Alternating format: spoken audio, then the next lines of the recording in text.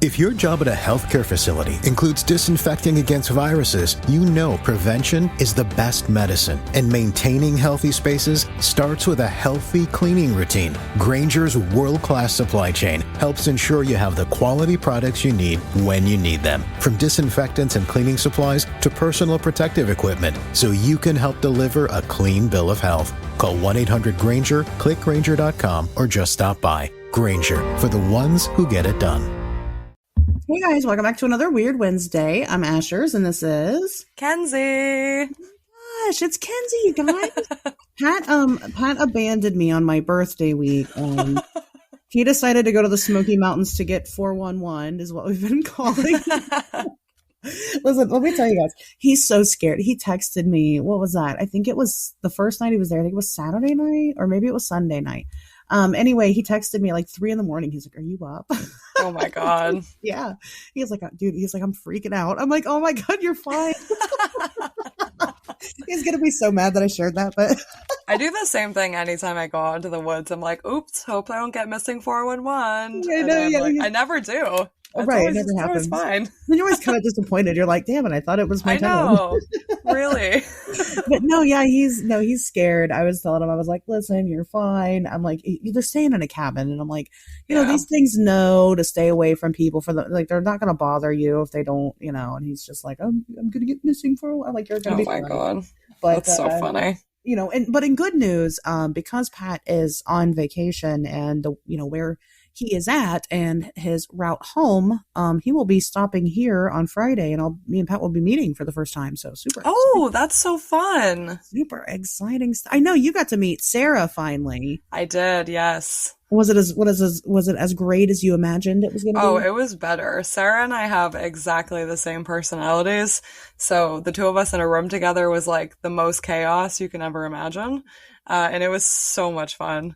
I'm excited about it. You know, we had talked about like doing all this work together and doing all these things. And like, you know, realistically, I'm just like, listen, we can record a show like when you're at home. Like we can let's get drunk instead.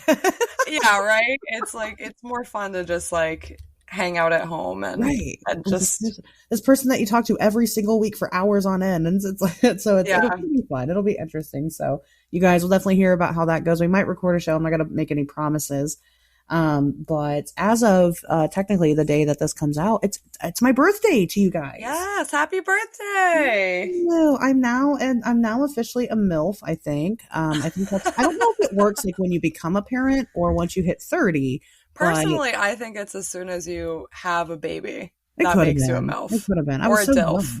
Depending on where you identify. What you are. I don't know.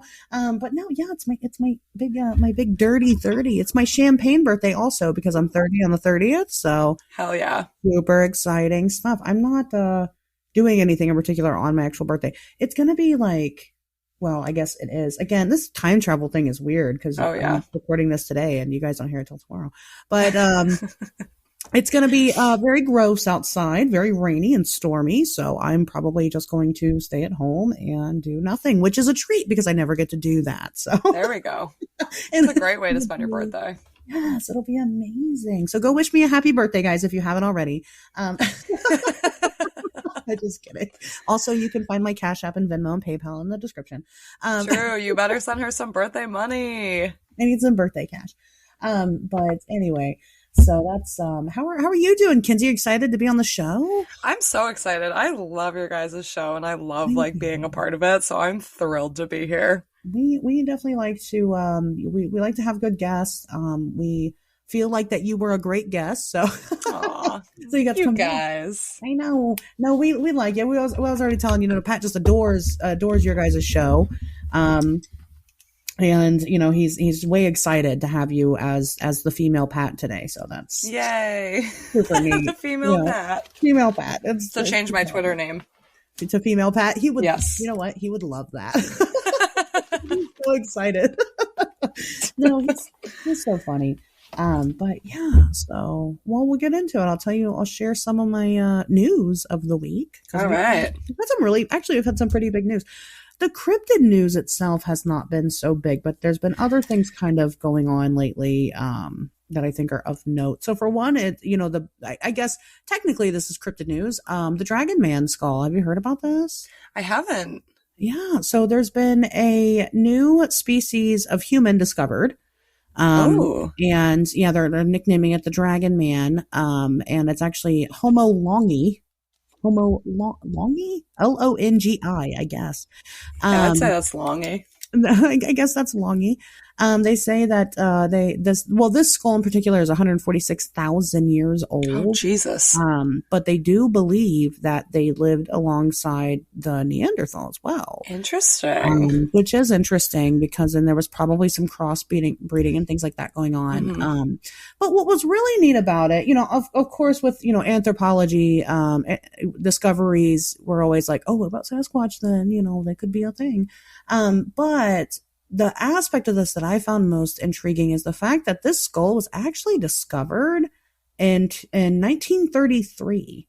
Oh, interesting. It was actually found in China, and when they found it at the time, they were beefing with the Japanese. So what they did was they hid it again so that the Japanese wouldn't come and steal it from them and claim that they discovered it.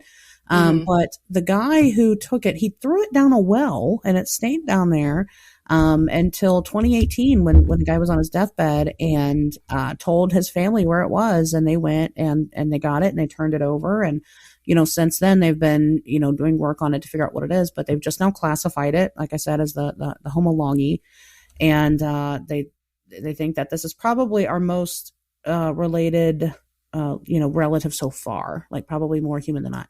So the head itself, like even though it's the same size as a human skull, which so far none of the others have been, they've always been bigger or smaller. Mm-hmm. It's the same hat size, but there are notable differences, like the orbital sockets are square instead of round. Yeah, they have like different bridges and things. So yeah, super neat. I mean, it's crazy. We're still obviously discovering big things to this day. And, sometimes knowing the history of certain things is big, not for necessarily discovering things in the future, but it's big for lending credibility to the things that we still have yet to discover. So yeah, very true. Very cool there. And then of course I know what everybody is most likely here for. The UAP disclosure. Yes.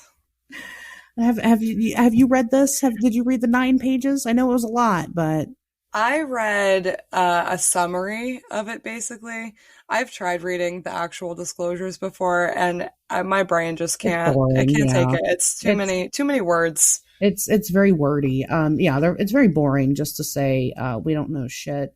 Yeah, is basically what it is. That's what it was. I mean, they came out with 9 pages. They said that out of 144 cases that initially they were investigating that were unsolved, 143 of them remain unsolved. So that's crazy. We don't have the exact details yet on the investigation. When they have these just like when you have true crime, right? Mm-hmm. What happens is when you're following a high profile case is that at the end of the trial, they release what they call as the discovery. Mm-hmm. And what a discovery is the complete details of an investigation. And it's typically not things that are open to the public right away because they don't want to compromise the trial. Yeah. But it has every bit of information in it. And so I'm waiting right now on the UAP discovery is what we have. I think that'll definitely be more interesting. It will. The disclosure. Right. It'll have 144 cases, not pages. So it'll be the big daddy. But either way, it still doesn't answer anybody's questions. And I don't know why anybody thought that questions were going to be answered to begin with. Yeah, I agree. I read it because it was there and I wanted to kind of be in the loop about what was going on. But as I was reading it, I was like, I feel like they're still skirting around that big question of like, do we know that aliens are there? So it's kind of just like, this is basically, to me at least, like what has already been released, just worded differently. Right. Well, yeah. I mean, that's all it is. I mean, it's not like this is the first time we've investigated UFOs before. Mm-hmm. So I don't know why, and they were inconclusive then too. I don't know why this is shocking to anybody or what have you. I mean, and I've said this, before is that, what the veterans fail to realize because we're all like disappointed, but the main takeaway from this is to put it out there in the mainstream media to get the common folk used to talking about UFOs, because there's still people out there that don't believe that there are UFOs. And the fact of the matter is that there are, we just got to get everybody on the same page. So, that was interesting. I know last week, one of the topics that we talked about was a type of, engineer working in Florida who allegedly said that there's military towers being built off the coast of Florida, and he said that it's supposed to be a UAP tracking facility. Oh, so and that neat. Wasn't going to be the only one; that there were going to be more. So, I think that this is just a way for them to, like, they came out with it and let us know that this is what's going on, because maybe they did want to be a little more public with things that you obviously can't miss, like giant towers and satellites and observatories. Yeah. So, it's just like, hey, all right, we'll take it. So, but that's pretty much all I have. As far as really notable things going on throughout the week. Hey, I feel like it's been a pretty slow week. I feel like the UAP disclosure was like really the big thing. Right. It's been what everybody's been talking about. And so, it's hard to put much focus elsewhere, and that's just what's going on in the world. I don't know, but usually at this point I'll plug away some of the things that are happening, but because it is my birthday week, I'm doing a very bare bones work schedule. That's totally fair. Right. Kind of taking the time off. But if you guys are interested, I know that Clubhouse is still happening tomorrow night. Oh, yes. I know Aaron Dees over at Hey Strangeness is running a Giants room. I might make an appearance. Just depends on what I'm doing. But I don't want to promise anything. But, that's the usual time, 10:30 p.m. Eastern. So join that. Kenzie, what do you have going on for the week? You got something you want to plug? I don't really have much. Sarah and I have taken a little break for about a month to kind of, get our lives together. And we'll be back with a new season of Manic Pixie Dream Ghouls starting, I believe, the second week in July. So I don't really have much going on. I've taken this opportunity to kind of just focus on like my personal life for a little bit. So I've been a little absent in Clubhouse, a little absent on Instagram and stuff. But, I'm still out here, still doing my research, still enjoying the Fortean world. Just kind of in my own little bubble. Well, that's okay. It gives you time to get ready, because we have lots of events coming up. Oh yeah, in the very near future. I'm so excited. Yes. Oh my gosh, yes. I guess I don't really talk about them much, but I think the first one's like for me is Cryptid Bash. Yes. That'll be my first one as well. Yeah, happening in August 7th in Morgantown, West Virginia. So I think that'll be the first time you and I get to meet. Yeah, I'm really excited. I feel like it's going to be so fun, because it's like all of the cryptid community, all the friends that have kind of throughout the pandemic, like gotten close and become friends, getting to finally meet for the first time. It's going to be awesome. It's going to be like a super big love bash. I'm going to hug everybody. I might even kiss everybody. Yeah. Oh, everybody's going to at least a forehead kiss from me. At least. At least, right. I'll see how I feel later in the day, but at least a forehead kiss. Right. I'm so excited. I'm like, I'm going to touch everyone. It's going to be awesome. It is. It's going to be, well, even, our Clubhouse buddy, Greg, he's going to come all the way from Canada to go to Cryptid Bash. I'm so excited for Greg to come to Cryptid Bash. I'm so excited. I'm like, wow, it's going to be a big thing. So it's going to be the MVP of the whole event. Driving all the way from Canada. I know. I'm excited. I'm so happy that he's made the commitment to do it. Yeah, me too. And I think he's going to also come to CryptidCon, which is another big one for all of us. Yeah, that'll be amazing too. So that'll be, so CryptidCon also, and then I do the Mothman Festival and the Flatwoods Monster Festival, and Sarah and I will actually be at Flatwoods. Oh, really? You're one of the Braxton? Yeah, we're gonna be vending at Flatwoods. That's so exciting! Yeah, I'll be there. I think we were planning on trying to get to Mothman, but I don't know if it'll work with our schedules. It's hard because they're back-to-back weekends. Exactly. So, it does make that difficult, and that was kind of my thing. Whereas, Mothman's only like 2 hours from me, but I want to go stay the weekend. Yeah. Because it's Saturday and Sunday, and then, the Braxy Festival is like 3.5 hours away. It's pretty far. Mm-hmm. But I'm still going, so Yeah. I'll figure it out. I don't care. I'll sit in a car for 10 hours if that's what well, you will be. Oh yeah, I will be. That's part of it too, is that I have to drive from New Hampshire, and just to Right. get to Maryland to meet up with Sarah, it's about 10 hours. Yeah, So it's a lot of driving. that's so wild. That's right. Mhm. You're all the way up there in the tiny states. I know. All the way Mm. up in good old New England. Well, that's okay. That's super convenient because that's kind of what we're going to be talking about today, Oh right? yeah. Aren't you excited? I'm So very excited. we're going to cover it. Last week we did the Bermuda Triangle. I guess June is just Triangle Month. Triangle month. It's all about those tries. There's so many of them to cover too, so it's perfect. Yes, there really are. This is a topic that I definitely wanted to talk about for a while. It's one that I kind of I hadn't really researched too much. I mean, I knew about it, but hadn't really deep dived into it yet because usually I like to research places that I'm going to be going at, and that's fair. I do it like months ahead.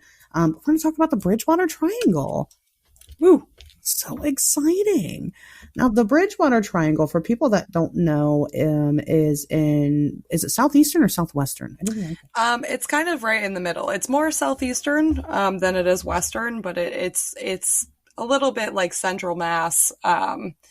Because it's a triangle, it hits all of these parts, but it's a little bit of like, I guess like central northern, if that makes sense, okay. like central northeastern Massachusetts, Okay. and then like southeastern Massachusetts, and like a little more into central Mass. Oh, okay. So it is a little more, and well, that's what I thought. Looking at it, I was like, well, that looks like it's kind of like right in the middle. Yeah.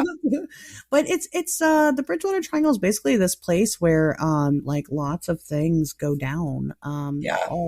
All different stories of high strangeness. I mean, you got everything. You got ghosts, you got monsters, you got aliens. Oh yeah, and it is the hot spot of the Northeast for sure. It definitely is. I mean, do you guys growing up? I mean, I know you kind of had a weird growing up anyway. What with your paranormal hunting and stuff, but like just locally, did you guys really? Because you're not that far. I mean, how far are you from that area?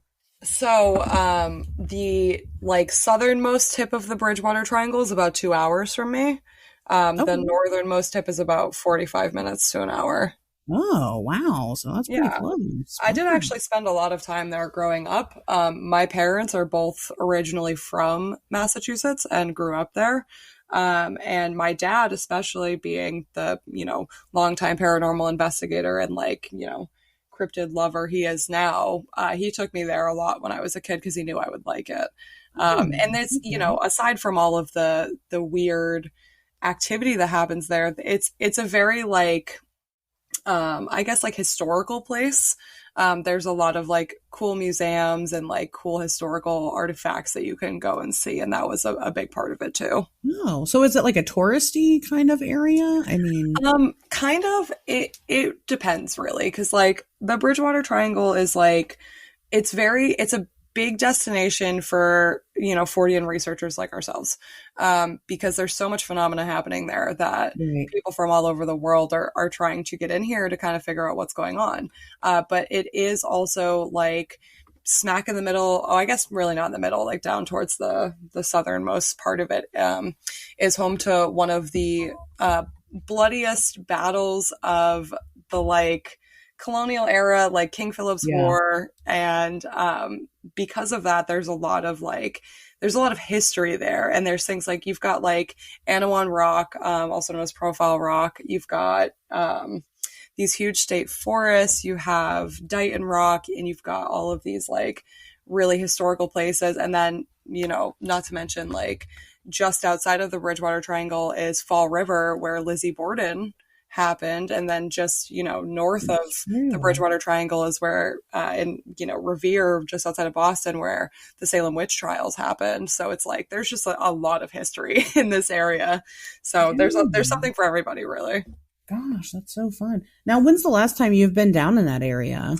The last time I went was last summer, actually. I spent a lot of last summer down in Fall River, Freetown State Forest, which is the very bottom corner of the triangle, doing some puckwudgie investigation, actually. And that was, I think the last time I went was maybe the end of September. And since then I haven't been back, unfortunately, because with work and stuff, it's hard to get down there, but Sure. it's a Well. beautiful area. Also, there's an IKEA like right in the middle of the Oh, Bridgewater okay. Triangle.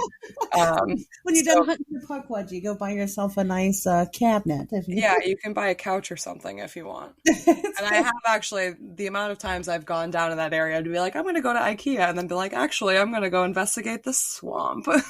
Oh, wow. Yeah. Well, I don't blame you there. That's how I'm like, I want to get the most out of every trip that I make. So that's Yeah. I get it.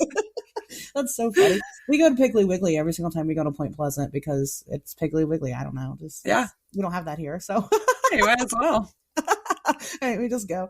That's so funny. Did you find a puckwudgie when you went?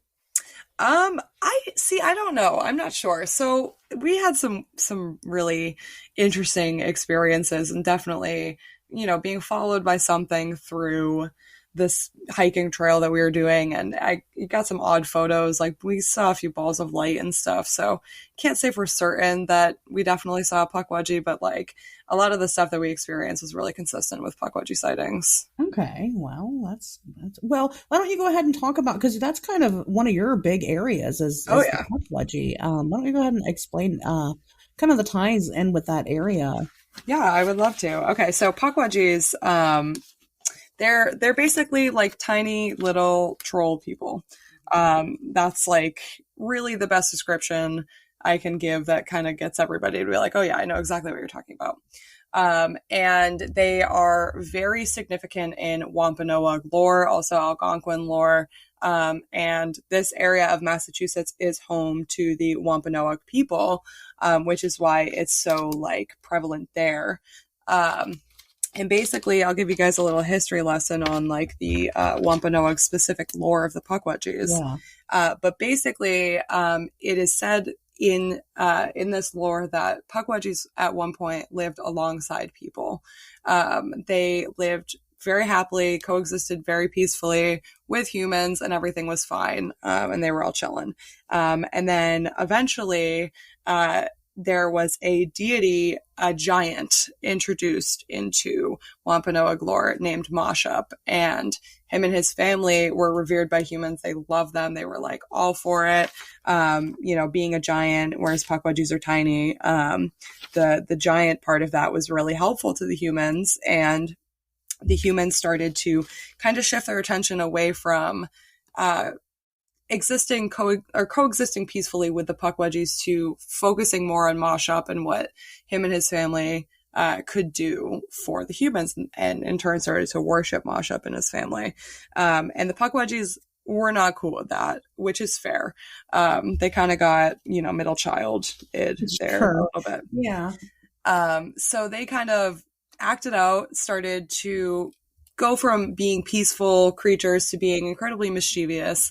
They're basically that little trickster that you hear about in a lot of indigenous lore. So they would start throwing rocks, poison darts, kind of just generally messing with humans, trying to kind of ruin their day a little bit. And eventually Moshup intervened and exiled the puckwudgies across the country. And what's interesting is in a lot of research that I've done, I found that puckwudgies, and they're not called puckwudgies everywhere, just for the record. Each tribe generally has like a different name for them. But in a lot of indigenous lore on the West Coast, puckwudgies start to pop up in their lore around the same time period that they were exiled from the East Coast by Moshup, which I think is really cool. Yeah. So basically, they get exiled and they make their way back to Massachusetts, and they're furious. So in this lore, they kill Moshup and his family, and basically just wreak havoc on the humans from there on out. Yeah. And the Freetown Fall River State Forest is like a hotbed for puckwudgie activity, which I think is really interesting because even as recent as 2020, there were active sightings happening like in this state park constantly, to the point where at one point, I think it was in 2016 maybe, the town of East Freetown put up puckwudgie crossing signs all over town because people were reporting seeing these little creatures so often.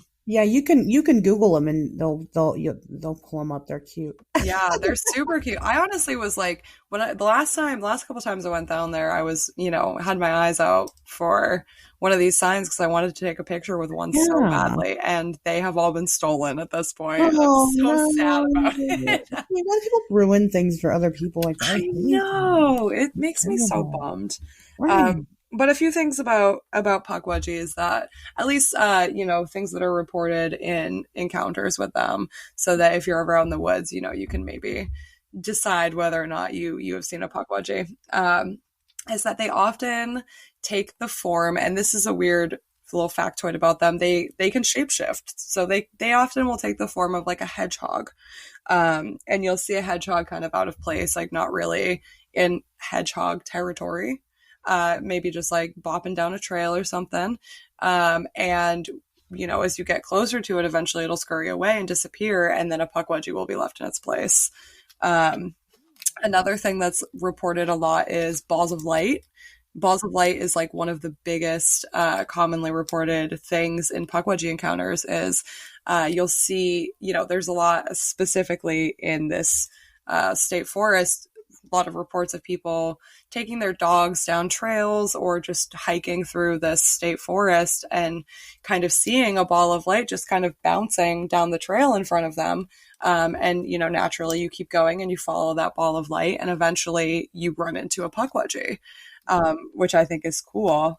There's also been like a few reported cases of Pukwudgies following people home afterwards Whoa. too. Yeah, that one's crazy. And they do, mischievous stuff like they're knocking on your windows at night and like banging on your door, trying to get your attention, throwing rocks at your house, stuff like that. There was a woman who actually had gone hiking in the state forest in 2020, I believe. Who actually I think it was probably earlier than that, because there was a sighting that I had written down from 2020, but I think this one was a little bit earlier. Anyway, her name was Joan, and she had reported seeing one of these balls of light while she was out walking her dog one day. And, lo and behold, she gets further down the trail, and there's a little troll-like person thing standing on the trail, and it kind of just grumbled at her and then jumped into the bush on the side of the trail. And later, she went home, and every single night something was knocking on her window. She would look outside and she'd either see this little troll creature or a ball of light in its place. And it continued on for a few months until she eventually moved, and she moved across county lines. And she thinks that's what kind of stopped the activity from happening, is, she moved out of the county, and, maybe the Pukwudgie can't follow. But that's what eventually stopped this activity every night, is the fact that she moved. So, Wow. yeah. Now, do you think that with these balls of light, do you think that, because you're saying that like if you follow the ball of light, you'll come upon a Pukwudgie. Now, is that because they are controlling the ball of light, or they are the ball of light? See, I'm not really sure. I have never come across a report of somebody saying that they physically saw the ball of light turn into a Pukwudgie. So I don't really know. I'm not totally sure. It's usually more like they see the ball of light and they follow it, and like they turn a corner. They go around a bend or something, and there's a Pukwudgie where the ball of light should have been. So, go ahead. I was just going to say, I just don't really know. I'm not sure. If I had to guess, I would think maybe that they are the ball of light, but I'm not really sure. I know that like in that area, well, in general, there's reports of people, and also in that area, there's reports of people that see Sasquatch carrying these balls of light. Yeah. And so, I mean, is it possible they have some type of symbiotic relationship there? And I think that there's definitely potential for that. What's funny is when Sarah and I did an episode on Pukwudgies a little while back, and she was like, so who cuts their hair for them? And I was like, yeah, good question. Who does cut their hair for them? I know. And now maybe that's the key to it. Maybe the Sasquatches are, helping out. They're doing the hair for little Pukwudgie people. Yeah. They're so cute. They are cute. They're assholes, but they're adorable. But even like even the stories I hear about them being assholes, I'm just like, oh, that's so adorable. They're little terrors. Well, it's funny because you hear stories of them like throwing rocks at you and stuff, and like whatever. And like, I've told my weird Yeah. happenings behind my house a lot and how we have rocks thrown at our house all the time. And for a while we really thought maybe it could be a pukwudgie, but in like the original lore of, Wampanoag pukwudgies specifically, they were known mostly to throw poison darts at people. Oh, So I'm yeah. like, I'm glad you guys have stopped doing that. Right. For whatever reason, you've changed your mind. Yeah, I'm glad that that's died off a little. They also were known for a brief period of time to push people off of cliffs. Oh, Because that wow. area has a lot of big boulders and big rocks that you can climb on. Things like Profile Rock, which is now Yeah. collapsed, unfortunately, but used to be able to climb up on Profile Rock. And, one of the things that is reported with Profile Rock a lot is like people being pushed. And it kind of ties in together a little. Well, speaking of being 411, right? Well, Yeah, so right? other reports that they say is that possibly like these people that go missing, they're taken by Mhm. the pukwudgies and they I don't know what they do with them, but they Yeah. but they take them. And so it's like, Yeah. I think in that regard, I think it's more likely that it's probably not pukwudgies taking people, and except for in the event of like maybe children. That's, I guess, a possibility, but pukwudgies are tiny. They're, yeah, at most, and this is like quills included, like maybe 4 feet tall. right. So Yeah, so I would very be small. surprised if they were just like picking people up and being like, let's go. Yeah, right. I mean, how would you? I mean, they'd have to knock them out somehow. But like, if Yeah. they took a child, then they could like train the child to like be Yeah. on their side, and then they'd have like just like kind of like in the Lion King when they took on a lion and the lion was on their side, and Yeah. they were like, "Oh, look, we got a buddy now that's a killing machine," you know. Yeah, So there that's we go. It's with the the same kid. thing, just with pukwudgies. And then the kid grows up and he never gets a haircut either. So then he becomes really Yeah. hairy, and he's actually Bigfoot. Wow. Doesn't that Damn, make there we go. We don't even need to research Bridgewater Triangle anymore. We figured it out. That's what it is. Yeah, that's obviously what it is. It's Oh like, my God, that's so funny. but no, there's the pukwudgies are so interesting. So Mhm. so do you think that then, because I've had somebody report that they've seen one in Arizona. Mhm. So do you, I mean, and you mentioned that they're not called pukwudgie throughout the different tribes, which and Yeah. usually that's the case with different creatures that we have, with these indigenous, the indigenous histories. So, I mean, do you think that it's possible that they are in everywhere, or do you think that they're probably more localized to certain areas? I mean, they are pretty tiny, so I can't imagine them being able to travel too far. I think it's definitely possible that they are everywhere. I think it's one of those things, especially like them being so prevalent and so much indigenous lore. I definitely think it's possible that they exist all over the place. Yeah. I think like they've become like really like regionally like significant here, and might not be as regionally significant in other places, which is maybe why they're not talked about as much, and why when you hear the word pukwudgie, you think Massachusetts. But I definitely think it's possible, and I had the opportunity to sit down and talk with somebody who lives on a reservation up in Maine. And, she told me some stories about potential pukwudgie sightings that they've had on the reservation.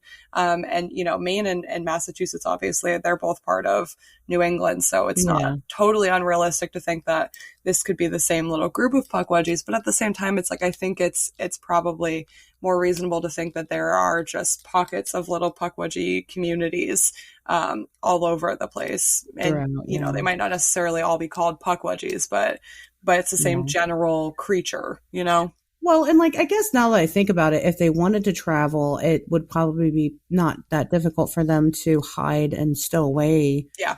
On somebody's person or their luggage or, what have you, and then, be able to move from place to place. So I And guess that's I've got a theory about them, and it's kind of batshit, honestly. Like I'll be very real. It's a little bit okay. Well, crazy. it's perfect for this show. Let's hear it. Yeah. So basically, like, and this is literally all just from like personal experience and speculation. But so I have this theory that pukwudgies have the ability to kind of like become invisible. Right? Like not totally invisible, but in the way chameleons can a little bit. They can kind of blend into their surroundings. Okay. And I'll tell you why I think that. Because My last investigation into puckwudgies that I did last year, the last one that I did in like September, we're taking pictures the whole time. I have my GoPro on me the whole time. We filmed the whole thing. We were there for probably like 3 or 4 hours just walking through the woods. And something was definitely following us. My ex-boyfriend was with me, and he, I don't really like the woods. I get real, paranoid when I'm in the woods in general. So I was leading the way. He was, taking up the tail end, trying to kind of ease my nerves a little bit.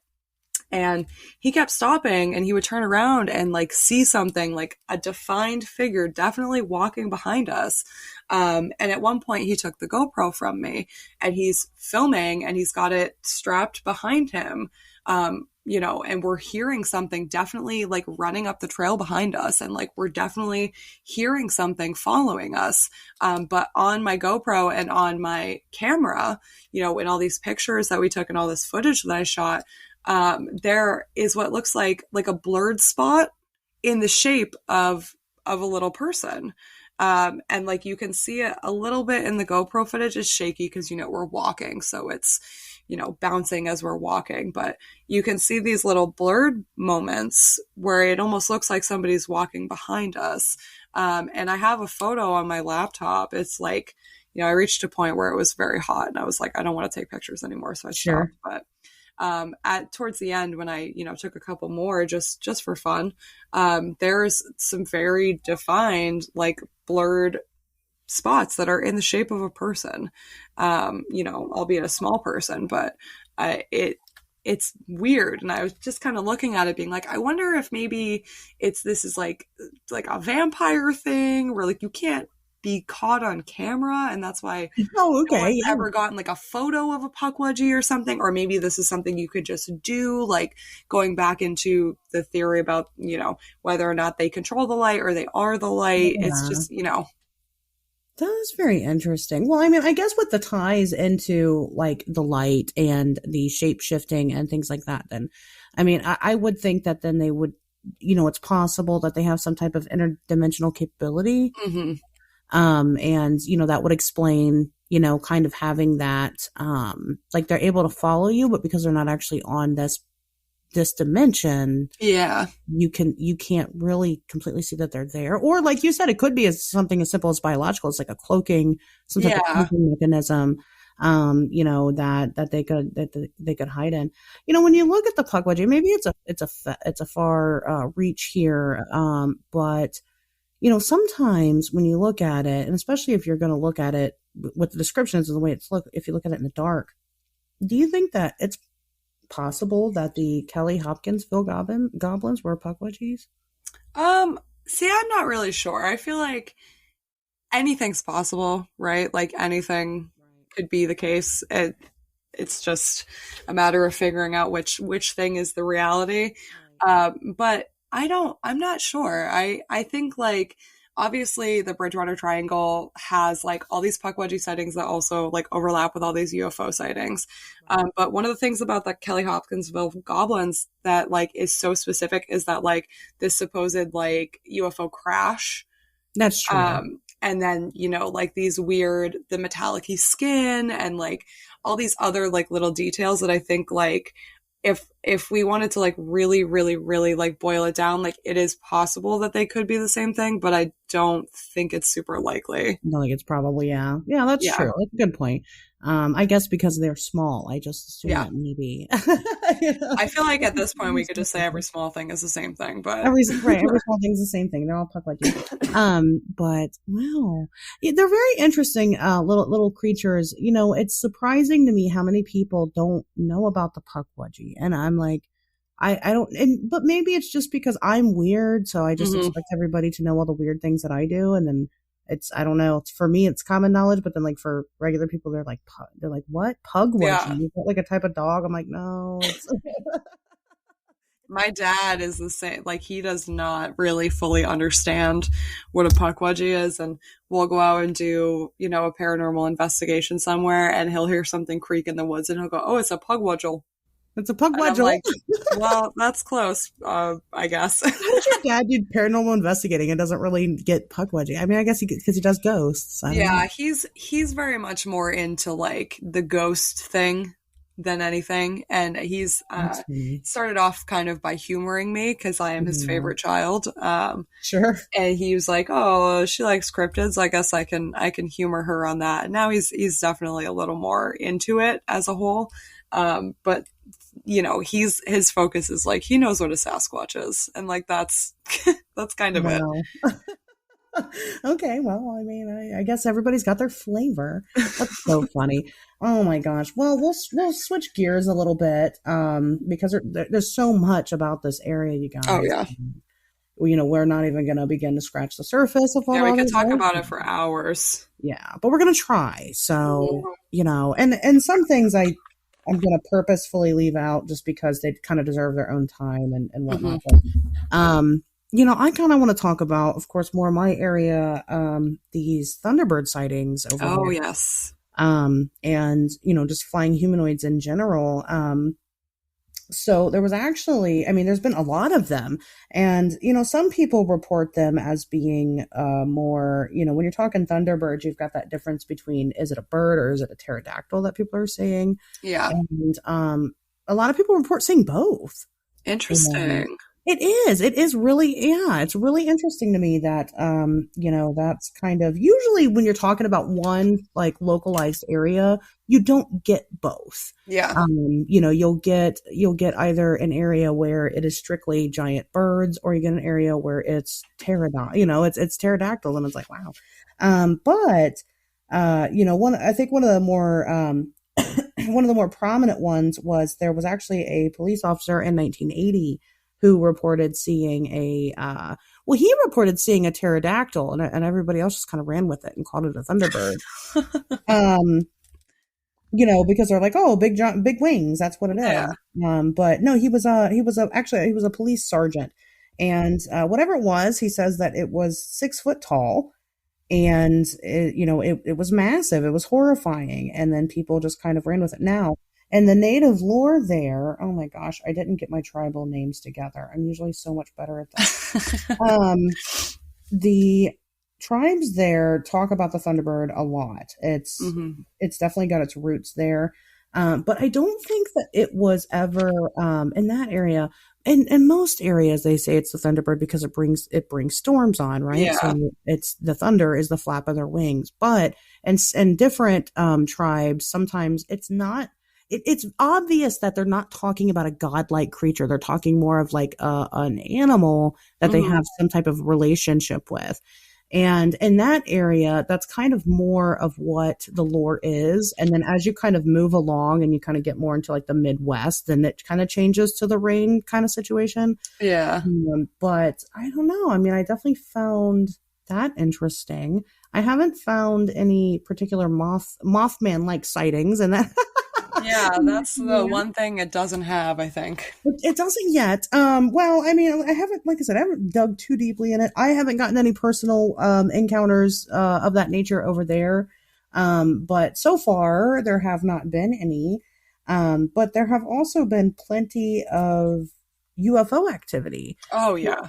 So speaking of, these police officers, again, another prominent, credible source there was in 1994. Another police officer claimed to see a UFO, and then tons of others. I mean, Oh lights yeah. in the area seem to be kind of like a big deal. So it's lights in the sky, it's lights in the forest, Hmm. which is weird because if this is some type of portal type of area, I could see lights being a prominent source, or at least the entrance and exit of whatever it is that might be coming out of this Yeah.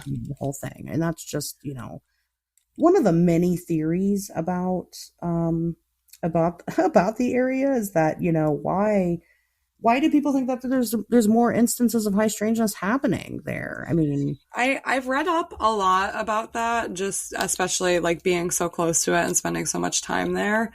And it seems like the general consensus is that the land is alive there. yeah, We've got like reports of, chatter dating back to like the 1600s of indigenous people being like, I don't know, like obviously this is not exactly what they would say, but being like, I don't know, something is different here. Yeah. And like basically like every single phenomena is just a symptom of the triangle. You know what I mean? And the triangle itself is just like something, it's just always been like that. Yeah. Well, yeah, and that's I was trying to look up the name. It looks like it's the Wampanoag people. Wampanoag, yeah. The Wampanoags, is that how you say it? Yeah, they're Yes. really they're the dominant area, and a lot of people believe that kind of the same situation that you get in these other high strange places. They have that same tale that during times of war, the land was cursed. Mm-hmm. Whenever one of their chiefs was killed or whatever on the land, and they Yeah. would curse it, and that was kind of a popular kind of like the thing to do when you were dying back in colonial Yeah. times, I guess, because it's not the only area. I mean, what is it? The land between the lakes is also kind of is one of those areas. Mm-hmm. Point Pleasant is one of those areas. I mean, you've got these areas that have basically the same history, right? And then, not just the same history, but like this weird generational curse that's put on it. And then the continuance of all these instances of high strangeness. Mm-hmm. Kind of going back a little bit more into, you were talking about Profile Rock. I didn't know that it collapsed. I didn't know it wasn't there anymore. Yeah, unfortunately, I the last time I went down that way last year, I had wanted to stop there because I hadn't had a chance to yet that year. Yeah. And it was closed off completely. You couldn't even go down the trail to it because it crumbled, unfortunately. Oh, no. Which is sad because it was such a historical spot. It's basically where King Philip's War ended, at the capture of Anawan, the chief of the Pecosset people. So it's like, it was such a big spot. There was a lot of activity there, mostly ghost activity, but a lot of people reported being pushed and stuff, which again could be ghost activity, that could be puckwudgies. But yeah, I mean, it did collapse. It's very sad. Wait, was that recent? When did that happen? That is I very think sad. it was in 2020.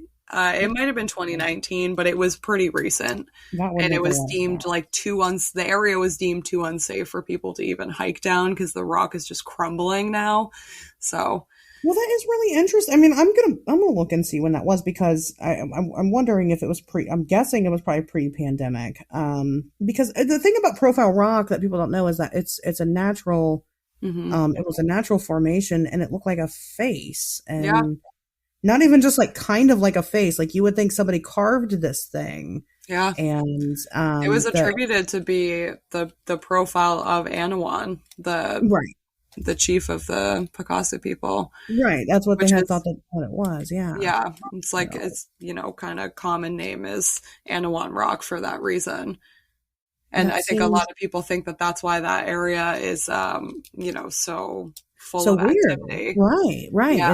Is those people. So like I said, I just wonder now. I'm gonna have to look it up and see when it collapsed, because that's. What's interesting though is that like obviously like that's a big thing. People being like, oh, this is indigenous land. Like they definitely cursed it before, all this tragedy struck and stuff. But the Wampanoag people actually like considered Hockomock Swamp, which is a good majority of the Bridgewater Triangle, to be a almost cursed place before any of this tragedy struck. Hockomock actually means place where spirits dwell in Algonquin. And basically they have a chief deity of death and disease called Hobomok, who in their culture lived in that swamp. And that's why it's called Hockomock Swamp. So that was like even before, the white people came over and there was all this genocide and all this tragedy. Yeah. So even before then, we've got tales of these like, weird instances happening just in this indigenous lore. So it's one of those weird areas where like it's very easy to write it off as like this was cursed land, all of this genocide of indigenous people is what caused this, but that was already kind of, that phenomena was happening before, that unfortunate tragedy even came. Yeah, right. Well, yeah, that's definitely what it sounds like. I mean, do you think where is that located in relation to the triangle? Do you know? Is it like What do you mean? Which the thing? the swamp? Is it located? So it's like the more northern part, but it stretches Okay. for like most of the triangle. Like most of the towns that are in the Bridgewater Triangle touch the Mhm. swamp. Oh, Yeah, okay. it's a Well, I just huge piece of swamp. well, that's what I'm saying. I just wonder if that's kind of where it started, and it's just kind of started to bleed out. Yeah. I think Um, about that a lot actually, because Hockomock Swamp is kind of like the center point of all of the phenomena. So I definitely think that there's maybe it started there and kind of grew. yeah, yeah. Well, right, and then now it's just kind of going, and that's what's because there's no real lines so much that define the Hmm. triangle. I mean, roughly it's like, oh, this is kind of the area. Yeah. It was the Bridgewater Triangle was a term that was coined by Lauren Coleman, which Hmm. I don't know. Kinsey, do you know who that is? I'm not sure if you. Yeah, he pays my bills. I know, right? I don't know if you know that guy or not. I don't know if you've Yeah, heard that's of my him, boss. most people here probably have heard of him. Yep. But I would hope if you don't, you need more help than just my show. Yeah, But true. but he coined that term, and it kind of made people, I don't know, seem really uneasy. Not uneasy. It's just skeptics were like, well, why do things happen outside of the triangle? Because it's not that like this is the only place that things happen Yeah. at. It's just that in this area there's a high volume of Yeah. all It's more these concentrated there. right. It's just a cluster of high strangeness. Yeah. And I wonder if he would ever because I don't know, he's got the museum and stuff now. Obviously, I don't think he's doing too much research like that. Yeah. But I wonder if, since he coined it, I think it was what, back in like the 80s or so, it was a That was the while ago. 70s. It was the 70s. Wow, that's Yeah. a long time ago. Well, since then, I mean, what if we kind of redid it and went Yeah. through and saw if that area grew at all? I personally definitely think that it did, especially like, and not even necessarily that it grew, but that it was maybe outside of those borders to begin with. Okay. But because that one section is like it's so concentrated there, and there's like so much phenomena happening there, that it was easy to just say, okay, this spot. Because if you look at like a map of Massachusetts, just outside, like I mentioned earlier, just outside of the very bottom of the triangle is Fall River, where one of the most notorious like true crime cases has ever existed. You've got the Lizzie Borden case. Yeah. And that area, Fall River, was like full of high strangeness. Like the Lizzie Borden case was not the only like bizarre thing to ever happen there. And then you go north and you've got, like I said earlier, Revere, with the Salem witch trials, Right. and all of that. But then you go further north and you've got Bennington, Vermont. I don't know if you are familiar No. with the Bennington Triangle. I'm not super familiar with it, but I know that it's kind of been pulled into the mix with the Bridgewater Triangle a little bit because Vermont and Massachusetts touch each other. So it's kind of been just kind of noted as like the next triangle to go to is the Bennington Triangle. And it's another No. like super concentrated area of high strangeness. But I think that in general, like it probably was just easiest to say, okay, these towns and the towns in the middle are experiencing it the most. And that's why we're going to label this area this. While there is still a lot of phenomena happening outside of that.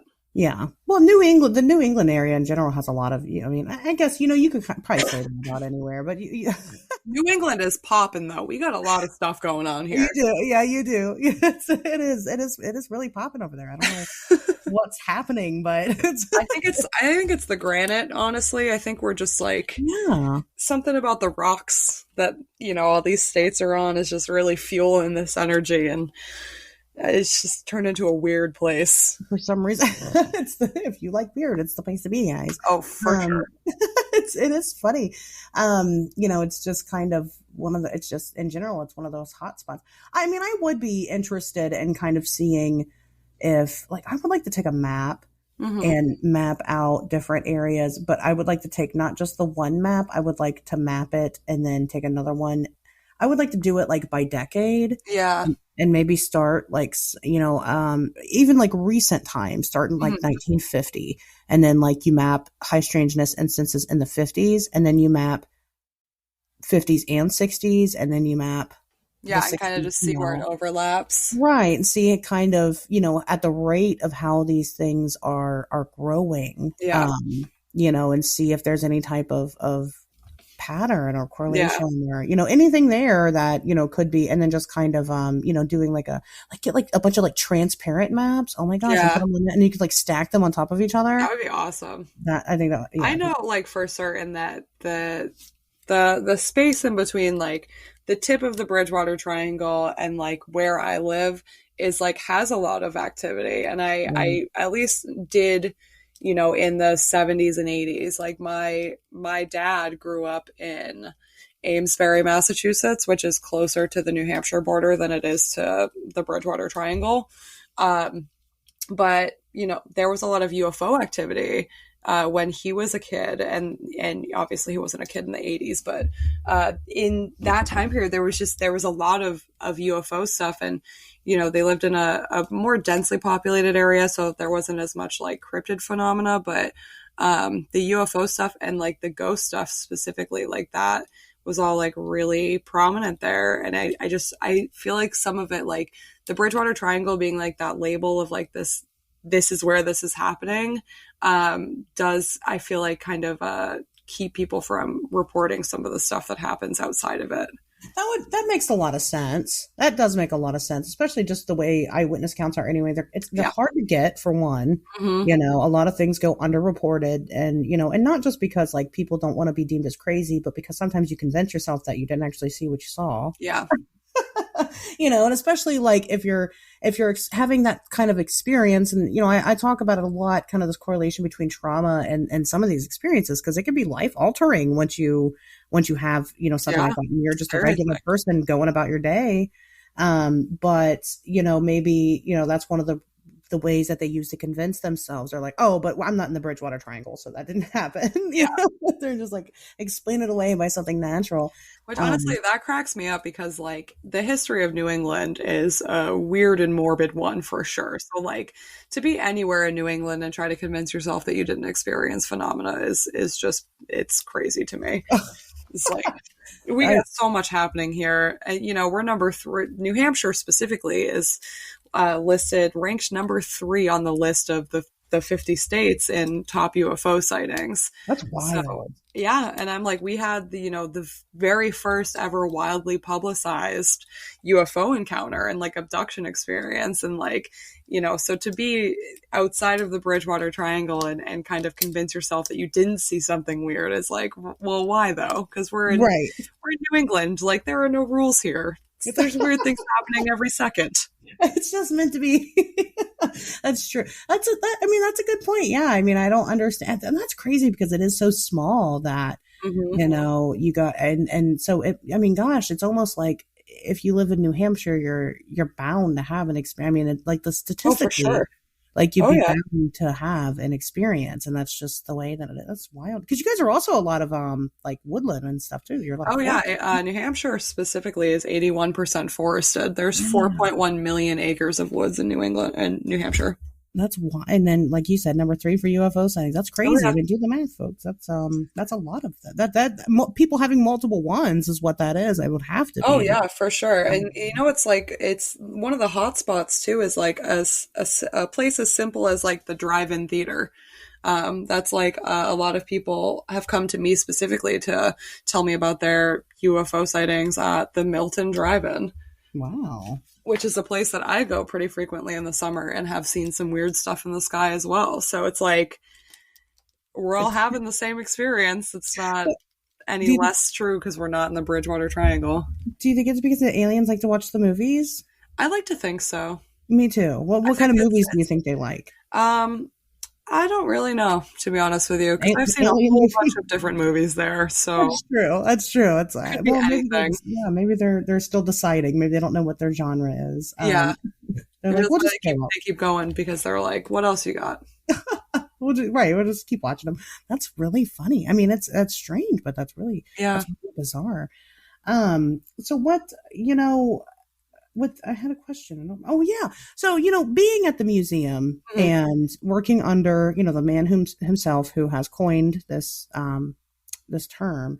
Now he chose, I mean, I'm obviously I know who Lauren Coleman is and what he does Mhm. and all that, but like he's from Illinois, right? Did he choose to move out to that area because of what was happening out there? He seems to be really fascinated by it. I don't know, to be honest with you. I don't, I mean, I've I'm never sure he's asked him. sad. Yeah, because that is really weird that, a lot of his work has kind of been centered around, I don't know. I'll ask him one day. I know he lived in the Boston area for a long time, and that definitely, like, He just I'm fell in love sure with it. helped the interest because Boston is pretty close to where the Yeah, Bridgewater Triangle starts. And, he also was like the lead investigator on the Dover Demon case, which is not right. too far from that happened like pretty close actually to where the Yeah. Bridgewater Triangle borders are. So it's not, he might have just gone there for a little bit and then been like, hey, Yeah. this place is weird. I should stay here. Which is perfect for me. I fit right in. Yeah, literally. That would make sense because Illinois pretty much got Chicago and then that's really it. Yeah. They got a couple things, but not much. That's well. So what I was going to ask was, do you have a lot of people that come in and share their personal stories about? I mean, I'm sure you do in general, but specifically about that area. So it kind of depends. Jean likes to ask everybody where they're from, and we get a lot of people from Massachusetts in, and we like to chat with them about, the weird stuff that happens in that state. We talk to them about the Bridgewater Triangle a lot. But we don't get a ton of people who share their experiences with us. And I think that's very much like the New England way. Because New Englanders are kind, but they're not nice. And they're like, it's very much like, they'll be like, hey, fuck you. You look terrible. Do you need me to change your tire for you? Okay, all right. Literally, like they're not, and like people from New England, and I can say this because I am born and raised in New England, they don't like to talk to strangers. Okay. Just kind of in general. Like, you go to Boston and you're not going to find somebody on the street who wants to chat with you. It's just, like, not really how it goes. That's terrible. Well, I mean, you go to a bar in Boston and you'll find plenty of people who want to talk, but just walking down the street, it's, you'll be hard pressed to find somebody who just wants to have a chat because that's just not the New England way. So it's definitely, it's harder to get those experiences out of people at the museum. I think it goes back to a little bit like it's the New England way to not really like talk about your life and yourself and like that kind of thing. It's very much the New England way to just kind of like go in and do your thing and leave and not make any friends. But sad and lonely. No, New England is fun. I like it here. But everybody is grumpy. But I think it's also partially the thing where like, I know you're going to a cryptozoology museum, but it's still considered kind of taboo to talk about your experiences, which I don't understand. And I'm like, listen, this is a safe space. You can come in here and go take a picture with the Crookston Sasquatch and tell me about the things you saw. And we do occasionally get people from New Hampshire. I've had a couple New Hampshireites like want to tell their story, but not very many people from the Bridgewater Triangle. We get a lot of people that say, oh yeah, I live near there or I live in there, but nobody really wants to ever talk about the weird things they've seen. And I think at least some of it, I think, has to be the fact that it is a cryptozoology museum. And because we don't really have much on the paranormal or UFOs. Well, that's true. Yeah. It doesn't really feel like the place to, if you saw a UFO, like it's not really the place to talk about it. But me personally, if you're listening to this and you come to the museum, I want to hear about your ghost or UFO sighting. Just saying. Yeah. Yes, go to the International Cryptozoology Museum in Portland, Maine, and visit Kinsey. I probably shouldn't tell people where you work and live. That's fine. Well, I guess it's fine. Her social security number is. Just might as well tell them everything. I know. Here's my credit card information. Okay, have fun, everyone. But no, yes, if you have stories and you find yourself out there, definitely, tell them. It sounds like, well, Yeah. you guys obviously are all, people that are interested in the matter. So Yeah. I don't think that, you're ever like, oh God, this person's going to tell me their story, No, I love to hear people's stories. Like I get people who Yeah. message me on Instagram just to be like, hey, I saw this weird thing. And I'm like, hell yeah. That's my favorite Thanks for part of the telling job. me. Yeah, I love it. I'm like, oh, good. When people feel like they can come to me and tell Yeah. me, I'm like, oh gosh, I made it. I really did make it. Yeah, it's a very satisfying feeling. And it's also just like, Yeah. hell yeah, like that's a sick encounter. Thanks for And telling me. you're right. I love hearing it. I'm like, whatever it is, I'll listen to you talk about it. And, some people they'll start to talk about it and they're like, well, it's really not that. Pat talks about it with this alien encounter. He always says it's not really that big of a deal.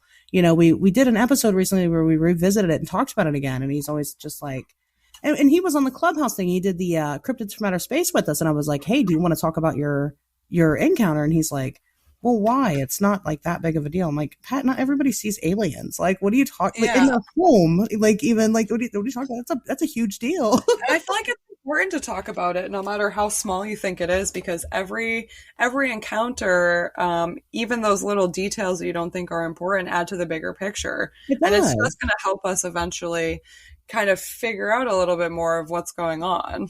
Right. Well, that's what I say. Like, you have no idea if your encounter might house something that is the missing piece of the puzzle to somebody else's, right? Yeah. I mean, you don't know, which one is going to be significant and which one isn't. So I would much rather have all of them, which is why I take, paranormal encounters, as well as, the UFOs, and because I'm in it for trying to further the science. And I think that unless we have the entire story, we never will.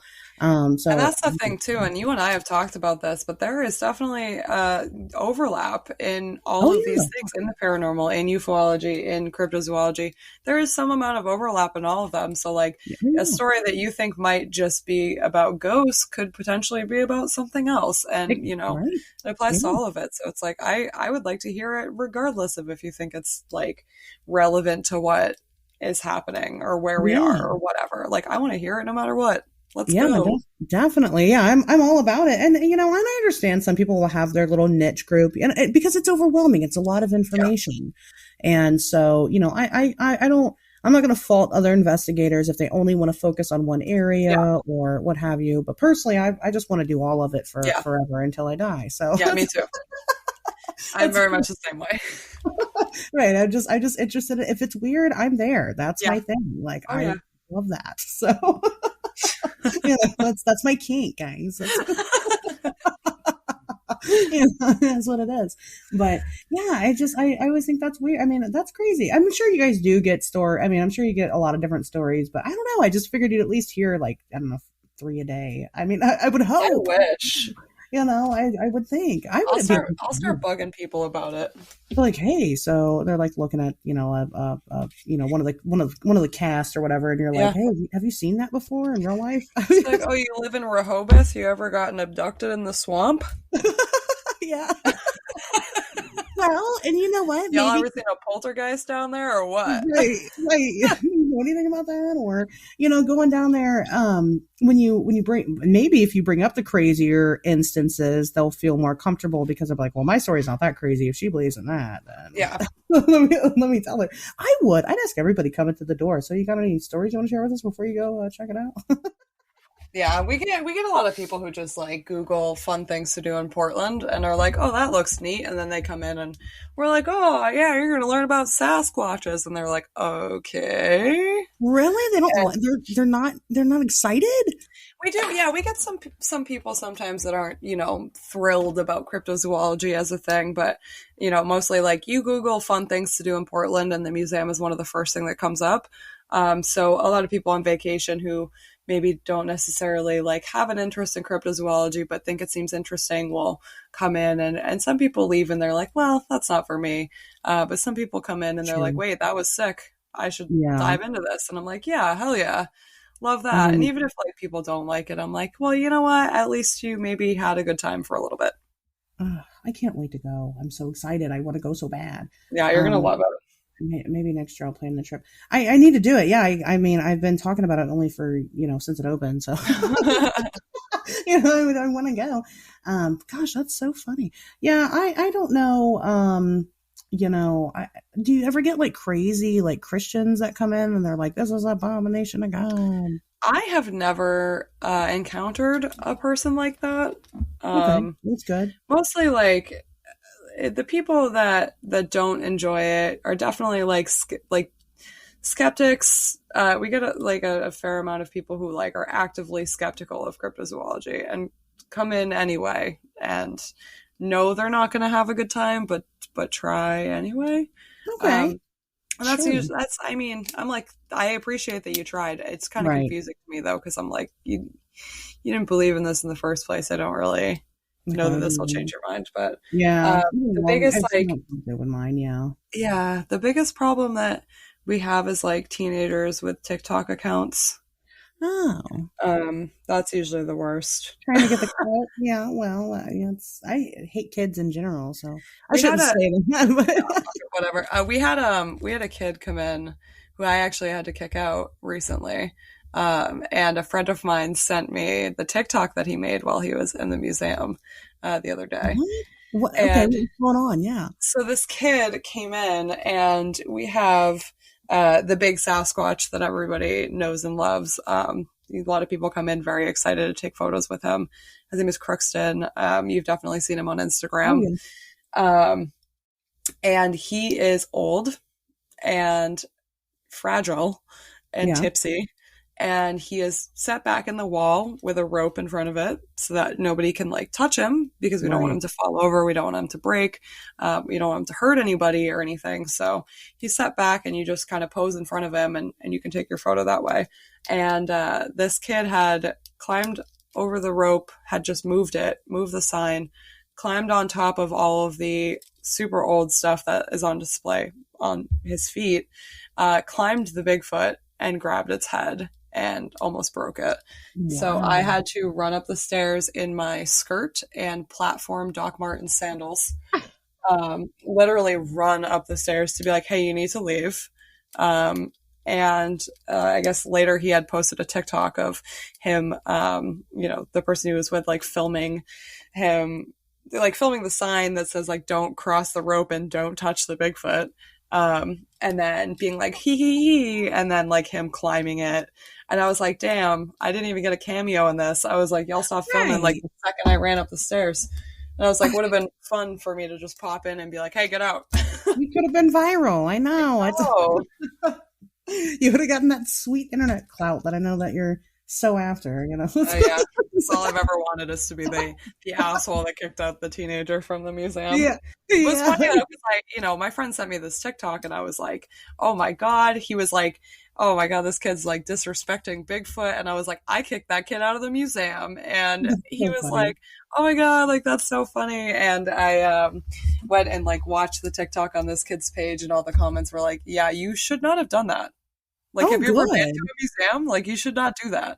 I'm glad everybody was like, no. Honestly, I was like, have you literally ever been to a museum before? Like, you're not supposed to touch the displays. Listen, that's what happens when you try to disrespect Bigfoot. It just, they will come for you. The Like, internet says no. it's just a bunch of Bigfoot on the other side. Like, wow. They're pissed. They're like, wow, fuck that guy. Fuck that guy. That's so funny. That's a hilarious thought. I bet that's what it is. I'm gonna find this TikTok now and be like, I'm a Sasquatch. I'll just send it to you. And send it to me, and I'll get on there as a Sasquatch. Yeah, just make a TikTok account as a Sasquatch. Yes, I will. I'll name myself what should I Patty Gimlin. That's what I'll name it. Oh, Patty Gimlin. That's so good. I will. That's such a specific name that like only people who really care about Sasquatches are going to be like, aha, this is good. That was really clever. I just came up with that. That was great. That was really good. That's so funny. Wow. Yeah. I bet you guys, I don't know. I get a lot of flack. I mean, then again, I don't like work at like a public, like a, public place with cryptozoology like that. The most flack that I get is from like, really super Christian people. Like I was doing this live stream. Yes. UFO Twitter. Don't even get me started on those disclosure bros over on UFO Twitter. But I was doing this live stream. I've been doing this new show, and we did a live stream Friday night, and we were talking about different things. Now, the person I'm co-hosting with had a dogman encounter, so I thought that it would be a fun idea to do a live stream where people could ask their questions live about his dogman encounter. But of course, it being live, it kind of starts to go off the rails a little bit. Oh, yeah. We all know how I am, and I'm just generally inappropriate. Yeah. But I was actually being pretty tame. I don't remember why exactly we got on the subject of it, but I ended up disclosing that I was a witch, and Hell yeah. people freaked out. Like they were, of course "Oh I my did. god, she's a witch! She's evil." I spent my afternoon doing spells, and Right. I'll tell you, I was just chilling. I was not summoning the devil. Right, I know, and I'm like, no, listen, guys, witches are, and I understand it can be shocking to some people, especially from different cultures. I try to approach these topics with some sort of sensitivity because I get it, right? So I'm like, listen, if you guys have questions, I'll answer your questions about it. But also, it's like Google is free. Right. Google is free and accessible to everyone. Like, if you want to learn, you will. And, that's kind of on you. But it wasn't just that. It was then I went on to talk about, I'm making, actually with Pat, my second documentary that I'm making is about DMT, and it's about the machine elves that people claim to see and talk to and engage with. And so, yeah, it is. So we're actually going to do, and we've talked about it on the show before, we're actually going to do DMT. Hell yeah. And, try to make contact with these machine elves. Now, but it's not just that. It's not just doing DMT. I want to do it. Like, I would like to raise the funds to also get an MRI done while it's happening. Right. Because wouldn't it be really cool if I go and I talk to the machine elves and then they notice different parts of the brain working together in a different way? Yeah. We could have these experiences without doing DMT to do it. And yeah, that would be sick. People started freaking out. They're like, oh, she wants to talk about witchcraft and drugs. And I'm like, oh my God. I'm like, I didn't tell you guys to sacrifice babies and go shoot heroin. Like, that's not. Yeah. He's like, I'm just living my life. Like, right. You don't have to partake. Right. You don't have to be here. Like, this is free. You're not paying me any money to be on this YouTube stream right now. Like, you don't, and it's just, it's so bizarre. Some people, and, I try to not think about it too much. But, in the moment, especially when you're live and you have to kind of, which I guess, I'm gearing myself to start doing, public talks and stuff at different places.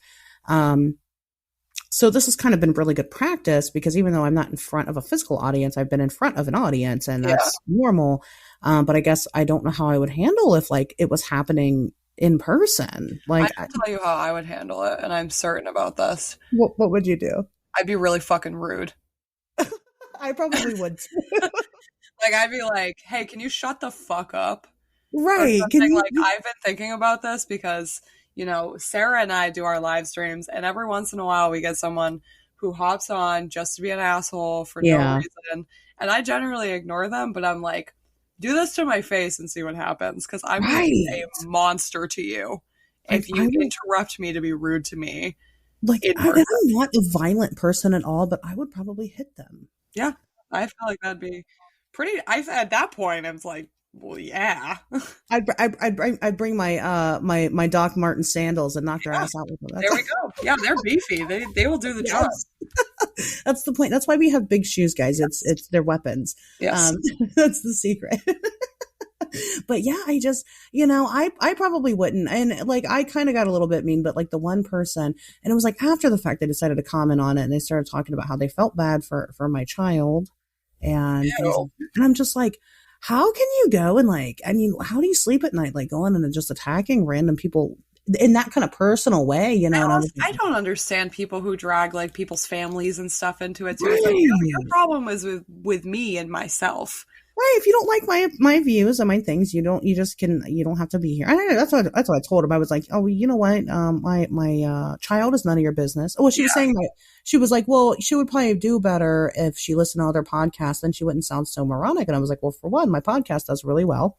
Yeah. For two, my child is none of your business. And for three, you can unsub now. Bye. Yeah, you don't have to listen to it. That's literally fine. You don't have to. Right. Nobody's forcing you to be here. And I don't have a gun to your head. You do not have to be here. It's just so bizarre to me, and I kind of went through this bout, which everybody, saw on Twitter, where I was being bullied and mean to and things, because I had made a GoFundMe account. Yeah, And, I saw which that. is also another thing, because it's like, people don't have to donate, right? It's a donation. You're allowed to spend your money however you want. I wasn't forcing anybody to give me money at all. But, just in general, I had met Kinsey because of this Clubhouse community. Mm-hmm. And let me tell you, it has been the nicest fucking thing ever. Ever. It's such a breath of fresh air to finally really have a space where you don't have to worry about these assholes and just everybody tearing your opinions down and things like that. And so that was kind of just the point of it. I think that everybody should be nice to each other.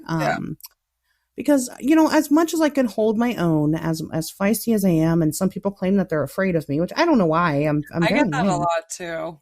Honestly, it's the powerful women thing. I think. Yep. It's yes. We're powerful women, and they're like, oh, I don't know what to do makes here. Us scary. We're scary. We're intimidating. I know. And I'm like, it's not my fault that you are weak. I'm like, well, that's fine. Stay scared and stay the hell away from me. Like, I don't need you. It is, but but in general, I mean, I try to be very nice. I want everybody to be nice to each other. And, for my birthday this year, I want you guys to just be extra nice to the, not just the people in your lives, but, the strangers on the internet too. Everybody, strangers on the internet, people on the street. Like, I know here in Ohio, we don't have masks anymore. Smile at people sometimes, or just, acknowledge their existence. Let me tell you, you have no idea what that person's going through, and you just simply nodding at them could change their entire world. Yeah, at minimum, it could change the trajectory for that day that they had, and so I think that, I don't know why I decided to get on a soapbox. I guess because I can, because it's my show and I can. And it's my birthday, and I can do whatever I want. Right. And I decided to talk about, love and light and kindness. So that makes a lot of sense. But yeah, I just think that it's, it's very important for us to remember that, everybody's an individual. It doesn't matter if they're on a screen or they're in person, or if you know them or what have you. I mean, at the minimum, kindness costs absolutely nothing. So yeah. It's also incredibly easy to just not say anything. Yes. Like, it takes less effort to scroll by something you don't like than it does to go out of your way to write something nasty just for the hell of it. Yeah. It's inherently just easier to ignore it. Right. You could just not say anything, whether it be UFO, disclosure bros on UFO Twitter, or which are the absolute worst, or literally the worst situation I've ever put myself in. So ridiculous. Did you get any? I know you. you I was like, I was like fighting with someone, and I don't get an internet drama that often. I just don't. Me neither. I'm like, this is boring. I have better things to do. But I was feeling real feisty one night, and I was like, all right, let's go. Let's fight. Let's do it. Everybody on Twitter. Yeah, literally. I was literally about to tweet, like, who wants to fight? Let's fucking go. Me in the Bridgewater Triangle. I'll be there. But every person that did try and fight with me ended up deleting all of their tweets. Yeah. And I was like, so who won? It was me. Yes, you won. Yeah, you did. Like, take that. I think that's amazing. Well, sometimes it can be very gratifying when you do, but it's crazy because it's like those people that you're fighting with, the reason why you're fighting with them is because they were assholes in the first place. Like, so. Yeah. One of the people that I ended up getting in an argument with made the incredibly bold statement that nobody on UFO Twitter is sexist. Right. And I was like, are you sure about that? Yeah. Want to try again, maybe? That's the problem I was having. The guy was like, well, the only reason why this whole selfie thing is happening is because of one guy. Like, the sexism doesn't, I'm like, you're not going to tell a woman in the field that it doesn't exist. Don't try and tell me that that's not real. Yeah. Like, absolutely. I'm not here for it. I'm not listening. Right. Don't do that. I mean, I'm experiencing it every day. I don't need you to tell me it's not real. Exactly. Well, I had that happen on Clubhouse the other day. It was the first time I had anything, and it wasn't our people's fault. But we had kind of jumped into a random room. We'd all kind of jumped, and I'm not going to name exactly who was there. But there was like this random Sasquatch talk happening by somebody else. And like, I was in there, and the guy, like, every time he would ask a question, even though like I had already spoken, I already said who I was, you can read my profile and see who I am. when he would ask a question, he would ask the two other people that's, within our group, the question, but he wouldn't address me and ask me anything. And That's weird. It was so weird. He thanked them profusely for coming on the panel, even though I was there longer than they were. The reason why they came in was because I was in there, and I got nothing. And I was like, did that just happen because I'm a hot lady on the on the internet? Is that what? I feel like I can confidently say, yeah, probably. Right? But like, I feel you, because that happens to me all the time, and I'm like, listen, I contributed just as much as everybody else. Like, right? Like I know my, I know my things. It's like we shouldn't have to prove that we know our stuff. Like that's literally. I don't know if you've ever noticed this, but I have kind of made it a point to make like a petty stand, and every single time I speak on some of these platforms, I just say bullshit. Yeah, because I'm just like, I don't have to prove to you that I am smart. That's a real, yeah. And you can go and listen to my own podcast and like listen to like me on my own, like sharing my knowledge with the world. But I'm like, when I come in and like, I'm the only woman in a room full of dudes, I'm like, I'm not going to sit here and try to prove to you that I know what I'm talking about and that I'm smart, because the second I walked in, you made a rash assumption that I'm stupid. Right. I'm pretty. So I'm just like, great, I'll just live up to it and I'll save my energy and spew some bullshit and then I'll leave. And the information is free, you guys. Like, you can even listen to Kinsey's shows, both of them, for free. Like, it costs you nothing. And, but speaking of which, do you want to plug what, I guess we never said, do you want to plug your shows again? I would love to. So I have a solo show. It's called the Crypto Chats Podcast. It is a take on just North American obscure cryptids specifically. It's a bi-weekly show that I do just by myself. And then I also have a show with the wonderful Sarah Cooper, who is the curator of the American Snallygaster Museum. And it is her and I, and we talk about obscure cryptids, but on a global take. It's a little bit of everything. Our last season we did South American cryptids, we did European cryptids, we did some New England ones. We did a whole lot of stuff. I honestly don't even remember what we covered now because it's been like 2 weeks and that's too long for me to remember. But that's fair. But yeah, we have a new season coming out soon. We'll be diving into some brand new weird cryptids and folklore and all that good stuff. And you can find me on Instagram at CryptidBaddie. That's CryptidBaddie.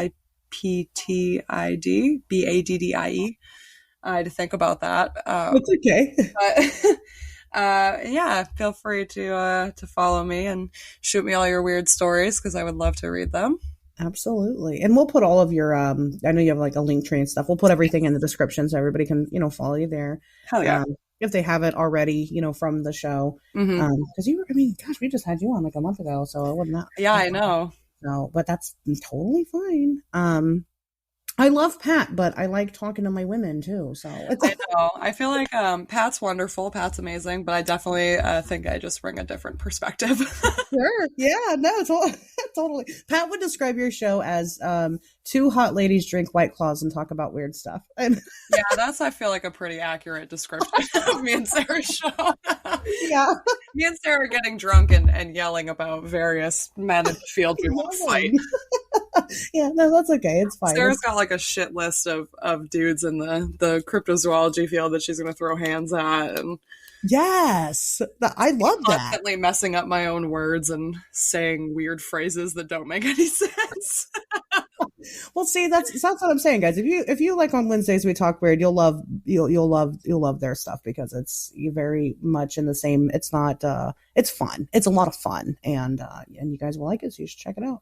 Any closing statements on the Bridgewater Triangle before we Well, we just barely scratched the surface with the Bridgewater Triangle, so if you liked this, I fully recommend just diving right into it because there is so much we didn't even talk about. We didn't really talk about ghosts or any. Ghosts, like even the UFO sightings. Like there was like one specific UFO sighting in like 1979 that was like now considered relatively famous, and that we didn't even touch upon. So there's like there's Sasquatch sightings, there's poltergeist activity, there's all these like crazy UFO flaps. Like there's so much. And I definitely think if you are interested, you should throw yourself into it, go down the rabbit hole and check it out. Yeah, absolutely. And then again, if you're ever in Portland, Maine, go visit the International Cryptozoology Museum. Yeah, come see me at work. She'll be there, and she'll kick you out for climbing on Sasquatch. So that's it'll happen. She'll be there. All right, guys. Well, with that being said, Pat will be back next week, and I will obviously be here. So we'll see you guys next Wednesday.